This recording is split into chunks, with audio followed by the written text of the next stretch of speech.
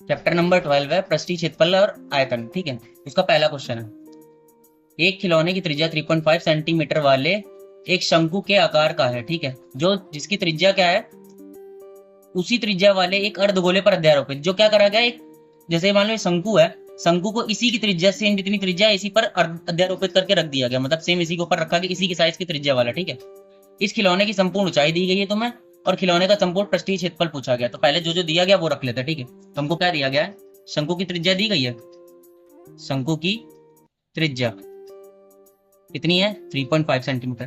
तो अगर एक चीज सोचो, उसने क्या बोला, उसी के सेम त्रिज्या वाला, तो भैया अर्धगोले की भी तो त्रिज्या पता चल गई ना तुमको, यहाँ से अर्धगोले की त्रिज्या वो भी कितनी हो जाएगी, 3.5 ही होगी। बस एक चीज और याद रखना, यहाँ मैं जो चीज लिखने जा रहा हूँ वो थोड़ी अजीब हो जाएगी तुम लोगों के लिए। अभी 3.5 अगर ये त्रिज्या है तो तुमको पता होगा, देखो इस तरह से अगर एक अर्धगोला बना लूं मैं, या छोड़ मैं गोला बना रहा हूँ, ठीक है, ये गोला है और तुम्हारे लिए यहाँ से यहाँ तक की त्रिज्या होगी। लेकिन अगर मैं यहाँ की बात करूँ तो ये त्रिज्या नहीं है, ये भी तो त्रिज्या है। लेकिन अगर थोड़ा सा तुम उल्टा करके देखोगे तो तुमको हाइट भी तो पता चलेगी है। तो ये क्या, अब ये जो यहाँ से यहाँ की ये वाली त्रिज्या है ये हाइट का काम करेगी, तो अर्धगोले की हाइट क्या होगी फिर, अर्धगोले की ऊंचाई। ठीक है, ऊंचाई करके कितनी हो गई हमारे पास, ये भी 3.5 सेंटीमीटर हो गई। अब ध्यान से देखना, जब ये 3.5 सेंटीमीटर हो गई तो हमें क्या चाहिए अब क्या कर ले, हम शंकु की हाइट निकालना है। तो जब सारी चीजें हमें पता चल जाएंगी तो हमें रखना ही रखना रहेगा, शंकु की ऊंचाई भी निकाल लो। अच्छा, शंकु की ऊंचाई निकालने के लिए करो क्या, तुम्हें टोटल हाइट पता है और अर्धगोले की हाइट पता है, तो अगर तुम टोटल हाइट में से अर्धगोले की हाइट निकाल दो तो शंकु की तो ऊंचाई बचेगी। तो क्या लिख सकता हूं मैं इसको, कि कुल ऊंचाई माइनस क्या लिखोगे, अर्धगोले की ऊंचाई। ठीक है, और क्या है वैल्यू रख लो, शंकु की ऊंचाई ऐसे निकल आएगी, और कुल ऊंचाई कितनी है 15.5 माइनस ये 3.5 है, तो जब घटाया तो कितना आ गया 12 सेंटीमीटर आ गया। ठीक है, कोई दिक्कत है। अब तुमको पता होना चाहिए, तुमको क्या निकालना था, खिलौने का संपूर्ण पृष्ठीय क्षेत्रफल निकालना था। तो देखो खिलौने का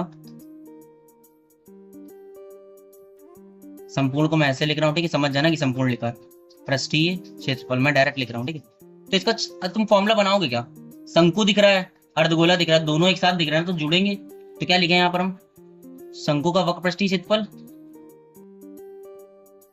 खिलौने का संपूर्ण पृष्ठीय क्षेत्रफल क्या होगा, शंकु का पृष्ठीय क्षेत्रफल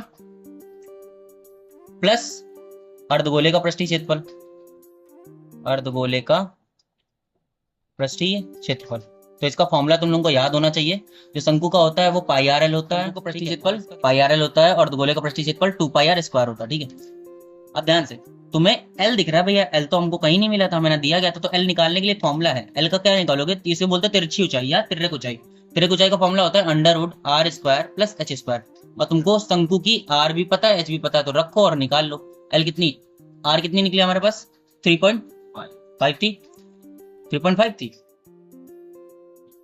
3.5 का whole of square plus H कितना है 12 का होल ऑफ स्क्वायर। ठीक है, एल बराबर 3.5 कितना हो जाएगा, ये लगभग तुम्हारा आएगा, बता बिल्ला, तो ये 3.5 का होल ऑफ स्क्वायर होगा लगभग 12.25 के। ठीक है, और प्लस 12 का होता है 144। ठीक है, जब इनको जोड़ते हो तो लगभग लगभग तुम्हारा आता है 156.25 के।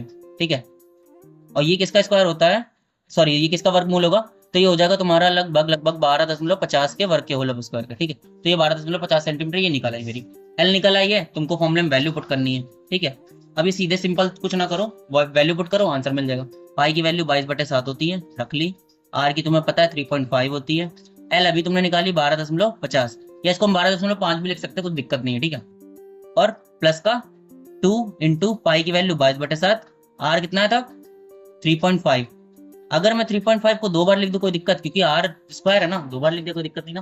अब ध्यान से देखना, कैलकुलेशन जितनी इजी कर पाओगे उतनी अच्छी जाएगी, देखना। ठीक है, 7 से मैं 3.5 को अगर काटूं तो मैं 0.5 यहाँ काट सकता हूँ। ठीक है, इसी 7 से मैं इसको काट दूं 0.5। ठीक, कोई दिक्कत है।